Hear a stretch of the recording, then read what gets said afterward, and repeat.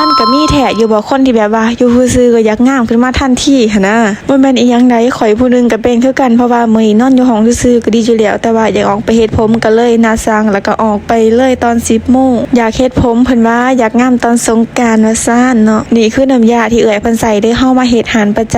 ำแบบใดก่อนเคยตัดตั้งแต่ปีที่แล้วอันนี้ก็คือมารอบ2แต่ว่าก็ยังจื้อกันได้อยู่เพราะว่าเป็นอินฟูคือกันแม่ค้าตัดผมก็คือฉันเป็นทุกอย่างให้เธอแล้วนะว่าซ่านเนาะตอนเราไปเซเว่นแล้วก็คือซื้อขนมกับน้ำมาฝากเพราะว่าเพื่อซีดแล้วก็โดนเตือนแล้วก็ออกไปสั่งเขากินเนาะซึ่งก็คือสั่งเป็นผัดกะเพราหมูสับแล้วก็เพิ่มไข่ดาว1ฟองบอกเลยว่าแล้วให้หลายอีหลีแม่จนสิกินบ่หมดแต่กลับแต่ว่าเขาบ่หมดเพราะว่ามันหลายโพดจนนั้นก็คือมาร์คผมเฮาไว้นั่นก็คือได้เป็นเวลาที่จะต้องล้างออกแล้วเนาะตอนนี้บอกเลยว่าข่อยก็อยากลาบเนาะทั้งอยากลาบทั้งอยากถ่ายคลิปก็เลยเอื้อยแล้วก็เห็นเฮาถ่ายคลิปก็คือยกมาแต่ละอันว่าใส่อันใดให้เฮาแน่แต่ว่าเฮาก็บ่ฮู้ก็ถ่ายไปก่อนแล้วก็บอกรีวิวให้นำอยู่แต่ว่าเสียงโทรทัศน์มันดังมันก็เลยบ่ได้ยินแต่ว่าตอนนี้ข่อยขอรับก่อนได้บ่เพราะว่ามันอยากนอนอีหลีตอนแล้วหนวดหายนั่นบอกเลยว่าสบายแม้ตอนนี้ก็คือได้เวลาที่จะต้องล้างออกแล้วเนาะแล้วก็ต้องมาเป่าผมให้แห้งเพื่อที่จะต้องหนีบเทื่ออีกเทื่อนึงสภาพตอนนี้ก็คืออดหลับอดนอนมาเลยเพราะว่ามันอยากนอนอีหลีเวลาคนมาจับหัวนั้นมันก็อยากที่จะหลับอีแต่พอเวลานอนแทกอะดึกขนาดเพราะว่าค่าเบิ่งหนังหลังจากที่เป่าผมให้แล้วก็คือต่อมาก็จะมาหนีบผมอีกเทื่อนึงก็คือหนีบไปแต่ว่าข่อยนี่ก็ถ่ายคลิปทุกช็อตไว้เลยเนาะตอนนี้ก็คือเรียบร้อยแล้วก็จะมา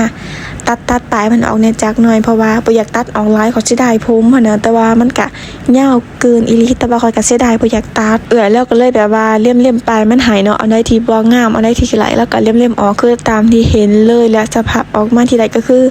งามสมใจอีหลีเพราะว่าอยากได้ผมยาวๆบ่อยากได้ผมสั้นๆหั่นน่ะบอกเลยว่าตอนไปเฮ็ดผมนี่ก็คือสนิทกับเอื้อยเจ้าของร้านเสยเลยแล้วบอกว่าต่อไปก็คือสิได้ขึ้นว่าได้ตัดผมให้ข่อยเดี๋ยวเพราะว่าผมมันยาวโพดเนาะพอเราตัดแล้วเราก็คือจะหนีบให้อีกเทื่อนึงเนาะเพื่อแบบความเชื่อความมั่นใจว่างามแล้วงามอีหลีโอเคเดี๋ยวให้เบิ่งตอนเฮ็ดแล้วนี่เลยเนาะตอนเฮ็ดแล้วก็คืองามแบบนี้เลยแล้วก็คือเป็นกันเองสุดๆเดี๋ยวขอสิถ่ายคลิปให้ว่าซั่นทางนี้ก็คือบ่ปฏิเสธเลยนะขอแค่แบบอยากถือกล่องให้ก็คือพร้อมเสมอตอนนี้ก็ใส่ทั้งฟิลเตอร์ใส่ทั้งหน้าสดไปเลยมื้อเช้าก็คือบ่ได้แต่งหน้าเลยเพราะว่าขี้คร้านหันนะก็เลยออกเพื่อจะได้ก็ต้องได้ล้างเอาของเก่าเพราะว่ามาเฮ็ดผมหั่นนะไผสนใจอยากมาเฮ็ดก็คือเฮาเฮ็ดอยู่หาดนี้เด้อมาเฮ็ดตามได้เลยเจ้าของหาดใจดีเป็นกันเองสุดๆขอบคุณค่ะมื้อนี้ก็คือพอใจหลาย